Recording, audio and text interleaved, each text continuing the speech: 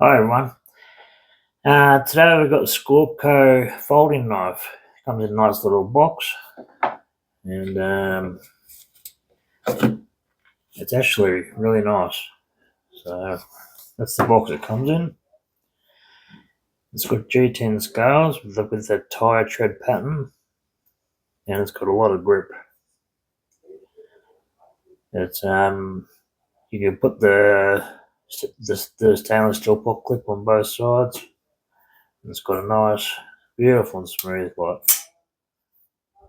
nice liner look, and very smooth. It's titanium coated, and it is D2 steel.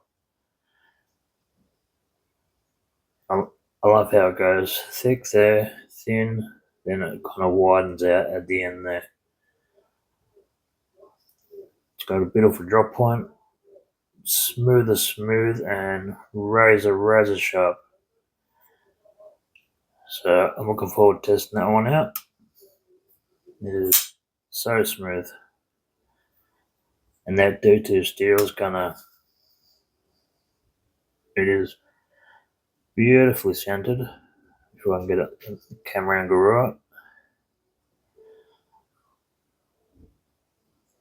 A close up look.